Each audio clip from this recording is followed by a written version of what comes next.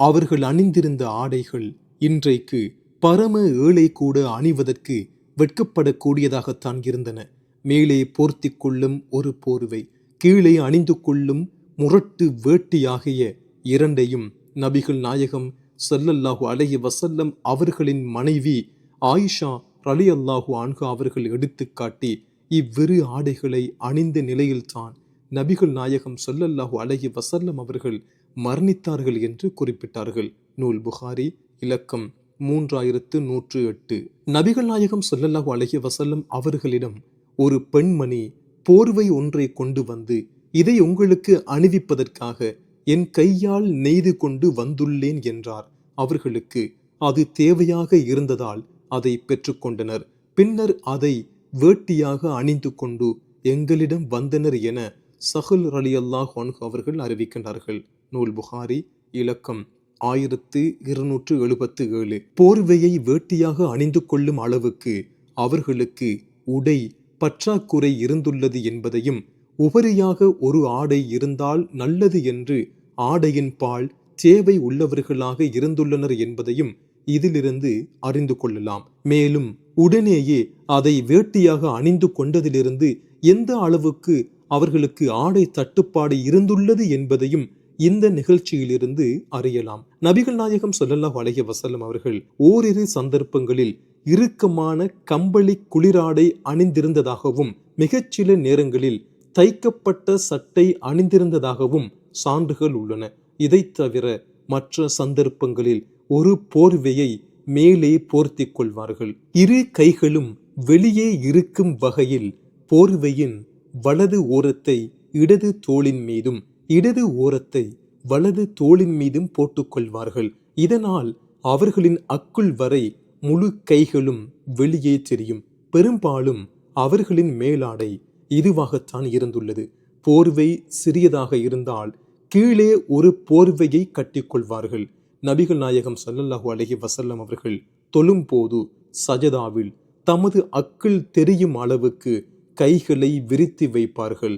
நூல் புகாரி, இலக்கம் 390. நபிகள் நாயகம் அவர்கள் மலை தொழுகையின் போது தமது அக்குள் தெரியும் அளவுக்கு கைகளை உயர்த்துவார்கள். நூல் புகாரி, இலக்கம் 1031.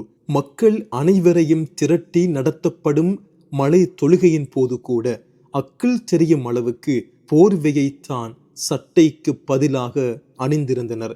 நபிகள் நாயகம் ஸல்லல்லாஹு அலைஹி வஸல்லம் அவர்கள் ஜகாத் வரியை திரட்ட ஒருவரை அனுப்பினார்கள்.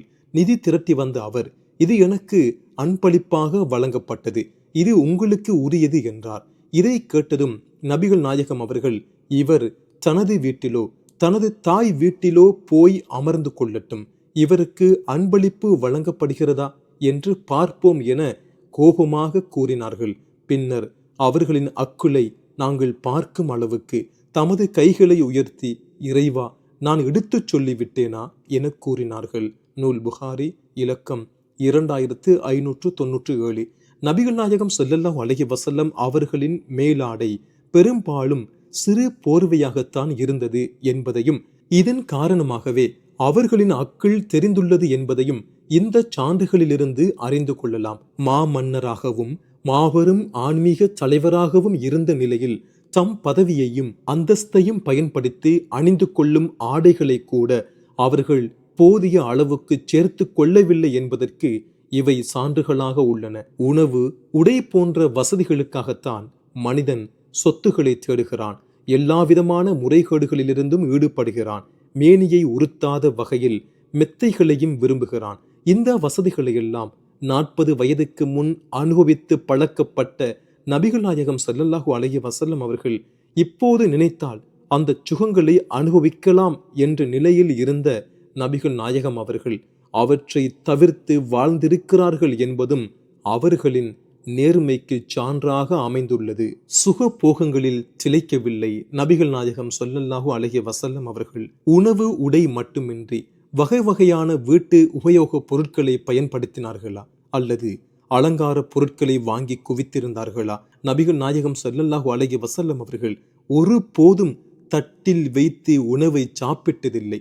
ரொட்டியை துணி விரிப்பின் மீது வைத்துத்தான் சாப்பிடுவார்கள் என்று நபிகள் நாயகத்தின் பணியாளர் அனஸ் ரலியல்லாஹு அன்ஹு அவர்கள் கூறுகிறார். நூல் புகாரி இலக்கம் 5386. கூலம் நிரப்பப்பட்ட தோல் தலையணையைத்தான் நபிகள் நாயகம் ஸல்லல்லாஹு அலைஹி வஸல்லம் அவர்கள் சாய்ந்து கொள்ளும் தலையணையாக இருந்தது என்று ஆயிஷா ரலியல்லாஹு அன்ஹா அவர்கள் அறிவிக்கின்றார்கள். நூல் புகாரி இலக்கம் 6456. நபிகள் நாயகம் ஸல்லல்லாஹு அலைஹி வஸல்லம் அவர்கள் ஒரு பாயின் மீது படுப்பது வழக்கம். அதனால் அவர்களின் மேனியில் பாயின் அழுத்தம் பதிந்துவிடும். இதை கண்ட நாங்கள், அல்லாஹுவின் தூதரை, நீங்கள் அனுமதித்தால் இதன் மீது விரித்துக் கொள்ளும் விரிப்பை தயாரித்து தருகிறோம், அது உங்கள் உடலை பாதுகாக்கும் என கேட்டோம். அதற்கு நபிகள் நாயகம் அவர்கள், எனக்கும் இந்த உலகத்துக்கும் என்ன உறவு உள்ளது? மரத்தின் நிழலில் சற்று நேரம் இளைப்பாரி விட்டு செல்லக்கூடிய ஒரு பயணிக்கும் அந்த மரத்துக்கும் என்ன உறவு உள்ளதோ அது போன்ற உறவுதான் எனக்கும் இவ்வுலகத்துக்கும் உள்ளது என கூறி அதை நிராகரித்து விட்டார்கள். இதை அப்துல்லா ரலியல்லாஹு அன்ஹு அவர்கள் அறிவிக்கின்றார்கள். நூல் திருமதி இலக்கம் 2299. அனைத்து மனிதர்களிடமும் இருக்கக்கூடிய அத்தியாவசிய பொருட்களில் படுத்துக்கொள்ளும் பாய் முக்கியமானதாகும்.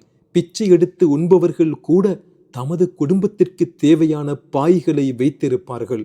ஆனால் மாமன்னராக இருந்த நபிகள் நாயகம் ஸல்லல்லாஹு அலைஹி வஸல்லம் அவர்களிடம் இருந்தது ஒரே ஒரு பாய்தான். அது பாயாக மட்டுமின்றி பல்வேறு காரியங்களுக்கு பயன்படுத்தப்படும் நிலையில் இருந்துள்ளது. நபிகள் நாயகம் ஸல்லல்லாஹு அலைஹி வஸல்லம் அவர்களிடம் ஒரு பாய் இருந்தது. அதை பகலில் விரித்துக் கொள்வார்கள், இரவில் அதை கதவாக பயன்படுத்திக் கொள்வார்கள் என்று நபிகள் நாயகத்தின் மனைவி ஆயிஷா ரலியல்லாஹு அன்ஹா அவர்கள் அறிவிக்கின்றார்கள். நூல் புகாரி இலக்கம் 730.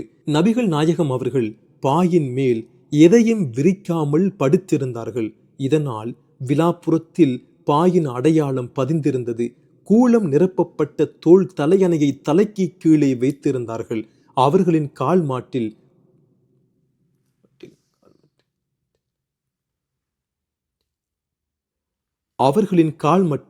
தோல் பதனிட பயன்படும் இலைகள் குவிக்கப்பட்டு இருந்தன. தலைப்பகுதியில் தண்ணீர் வைக்கும் தோல் பாத்திரம் தொங்கவிடப்பட்டிருந்தது. இதை கண்டதும் நான் அழுதேன். ஏன் அழுகிறீர் என்று நபிகள் நாயகம் அவர்கள் கேட்டார்கள். அல்லாஹுவின் தூதரே, பாரசீக மன்னர் கிஸ்ராவும் இத்தாலியின் மன்னர் கைசரும் எப்படியோ வாழ்க்கையை அனுபவிக்கும் போது அல்லாஹுவின் தூதராகிய நீங்கள் இப்படி இருக்கிறீர்களே என்று நான் கூறினேன். அதற்கு நபிகள் நாயகம் ஸல்லல்லாஹு அலைஹி வஸல்லம் அவர்கள், இவ்வுலகம் அவர்களுக்கும் மறுமை வாழ்வு நமக்கும் கிடைப்பது உமக்கு திருப்தி அளிக்கவில்லையா என கேட்டார்கள். இதை நபிகள் நாயகம் ஸல்லல்லாஹு அலைஹி வஸல்லம் அவர்களுக்கு பின் இரண்டாவது ஜனாதிபதியாக பதவி வகித்த உமர் பின் ஹத்தாப் ரலியல்லாஹு அன்ஹு அவர்கள் அறிவிக்கின்றார்கள். நூல் புகாரி இலக்கம் 4913. இது போன்ற அற்பமான தலையணையும் கூட போதுமான அளவில் இருந்ததா என்றால் அதுவும் இல்லை. இப்னு அப்பாஸ் என்பவரின் சிறிய தாயாரை நபிகள் நாயகம் அவர்கள் மணந்திருந்தார்கள். இப்னு அப்பாஸ் சிறுவராக இருந்ததால் அடிக்கடி தனது சிறிய தாயார் வீட்டில் தங்கி விடுவார். அப்போது நடந்த நிகழ்ச்சியை அவரே கூறுகின்றார். நான் எனது சின்னம்மா வீட்டில் ஓர் இரவு தங்கினேன். நான் தலையணையின் அகல வாக்கிலும் நபிகள் நாயகமும் எனது சின்னம்மாவும் தலையணையின் நீள வாக்கிலும் படுத்து கொண்டோம் என்று அவர் கூறுகிறார். நூல் புகாரி இலக்கம் 183. கூலம் நிரப்பப்பட்ட இந்த சாதாரண தலையணை கூட அவர்களிடம் ஒன்றுதான் இருந்துள்ளது. அதனால்தான் நீளமான பகுதியில் நபிகள் நாயகமும் அவர்களின் மனைவியும் தலை வைத்து கொள்ள இப்னு அப்பாஸ் அகல பகுதியில் தலை வைத்து படுத்திருக்கிறார். அதிக மதிப்பில்லாத அற்பமான தலையணை கூட ஒன்றுதான் அவர்களிடம் இருந்தது என்ற இந்த செய்தி பதவியை பயன்படுத்தி எந்த சொகுசையும் நபிகள் நாயகம் அனுபவிக்கவில்லை என்பதை சந்தேகமற நிரூபிக்கிறது. வலிமை மிக்க வல்லரசின் அதிபர் வாழ்ந்த இந்த வாழ்க்கையை மிக மிக ஏழ்மை நிலையில் இருப்பவர் கூட வாழ முடியுமா? நபிகள் நாயகத்தின் அரண்மனை. நபிகள் நாயகம் ஸல்லல்லாஹு அலைஹி வஸல்லம் அவர்கள் தமது சொந்த ஊரை துறந்து மதீனாவுக்கு வரும்போது எடுத்துச் செல்ல இயலாத சொத்துக்களை அங்கேயே விட்டுவிட்டு எடுத்துச் செல்ல இயன்ற தங்கம் வெள்ளி காசுகளை எடுத்துக்கொண்டு மதீனாவுக்கு வந்தனர். மதீனாவுக்கு வந்தவுடன் முஸ்லிம்கள் தொழுகை நடத்துவதற்காக ஒரு பள்ளிவாசல் தேவை என்பதால் 2 இளைஞர்களுக்கு சொந்தமான இடத்தை விலைக்கு கேட்டார்கள். ஆனால் அவ்விருவரும் இலவசமாக தருவோம், விலைக்கு விற்க மாட்டோம் என கூறினார்கள். ஆனால் நபிகள் நாயகம் ஸல்லல்லாஹு அலைஹி வஸல்லம் அவர்கள் வற்புறுத்தி தமது சொந்த பணத்தில் அந்த இடத்தை விலைக்கு வாங்கினார்கள். நூல் புகாரி இலக்கம் 3906. நபிகள் நாயகம் அவர்கள் தமது சொந்த பணத்தில் விலை கொடுத்து வாங்கிய அந்த இடத்தில்தான் மதீனாவின் புனித பள்ளிவாசல் இன்றளவும் இருக்கிறது. தொழுகை நடத்துவதற்காக மட்டும் அந்த இடத்தை அவர்கள் வாங்கவில்லை. ஒரு அரசை நடத்துவதற்கு தேவையான பல பணிகளை கருத்தில் கொண்டே அவ்விடத்தை வாங்கினார்கள். தொழுகைக்கான விசாலமான பள்ளிவாசல், மக்காவை துறந்து வந்த சுமார் 70 பேர் நிரந்தரமாக தங்கும் வகையில் வெளிப்பள்ளிவாசல், வீர விளையாட்டுகளுக்காகவும் இராணுவ பயிற்சிக்காகவும் பள்ளிவாசலுக்கு முன் பரந்த திடல் ஆகிய அனைத்தும் அங்கே அமைக்கப்பட்டன. பள்ளிவாசலை ஒட்டி தமக்கான வீடுகளையும் அமைத்து கொண்டார்கள். பள்ளிவாசலுக்கு சொந்தமான இடத்தில் தமக்காக அவர்கள் வீடு கட்டி கொள்ளவில்லை. மாறாக தம் சொந்த பணத்திலிருந்து வாங்கிய இடத்தில் மிகச்சிறிய அளவிலான இடத்தை தமக்காக ஒதுக்கி கொண்டார்கள். உலகிலேயே ஒரு மன்னர் தமது சொந்த பணத்தில் கட்டிய அரசாங்க தலைமையகம் இது ஒன்றாகத்தான் இருக்க முடியும். தமது சொந்த பணத்தில் வாங்கப்பட்ட நிலத்தில் தமக்காக அவர்கள் எவ்வளவு பெரிய இடத்தை ஒதுக்கியிருப்பார்கள்.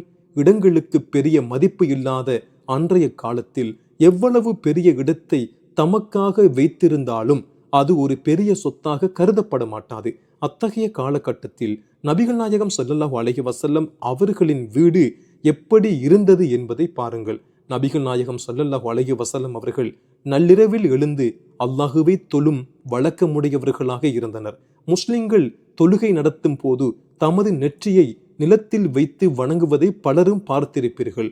இதை சஜதா என்று கூறுவார்கள். நபிகள் நாயகம் அவர்கள் தமது வீட்டில் சஜதா செய்வதற்கு கூட எவ்வளவு சிரமப்பட்டுள்ளார்கள் என்பதை அறியும் போது அவர்களின் வீடு எவ்வளவு பரப்பளவு கொண்டதாக இருந்தது என்பதை அறிந்து கொள்ளலாம். நபிகள் நாயகம் ஸல்லல்லாஹு அலைஹி வஸல்லம் அவர்களின் முன்னே நான் உறங்கிக் கொண்டிருப்பேன். எனது 2 கால்களையும் அவர்கள் சஜதா செய்யும் இடத்தில் நீட்டிக் கொண்டிருப்பேன். அவர்கள் சஜதா செய்யும் போது தமது விரலால் எனது காலில் குத்துவார்கள். உடனே நான் எனது காலை மடக்கிக் கொள்வேன். அவர்கள் சஜதா செய்துவிட்டு எழுந்து நின்று வணங்கும் போது மீண்டும் காலை நீட்டிக்கொள்வேன். இவ்வாறு நடந்ததற்கு காரணம், அன்றைய காலத்தில் எங்கள் வீட்டில் விளக்குகள் கிடையாது என நபிகள் நாயகம் ஸல்லல்லாஹு அலைஹி வஸல்லம் அவர்களின் மனைவி ஆயிஷா ரலியல்லாஹு அன்ஹா அவர்கள் கூறினார்கள். நூல் புகாரி இலக்கம் 382. ஒருவர் படுத்துறங்கும் போது அவருக்கு இடைஞ்சல் இல்லாமல் இன்னொருவர் தொழுவது என்றால் 5க்கு 5 இடம் போதுமானதாகும். ஆனால் இந்த மாமனிதரின் வீடு அதைவிடவும் சிறியதாக இருந்துள்ளது. மனைவி படித்திருக்கும் போது நபிகள் நாயகம் அவர்களுக்கு தொழுவதற்கு இடம் போதவில்லை. மனைவி கால்களை மடக்கி கொண்ட பிறகே அவர்களால் தொழ முடிந்துள்ளது என்றால் என்ன ஒரு அற்புதமான வாழ்க்கை என்று பாருங்கள்.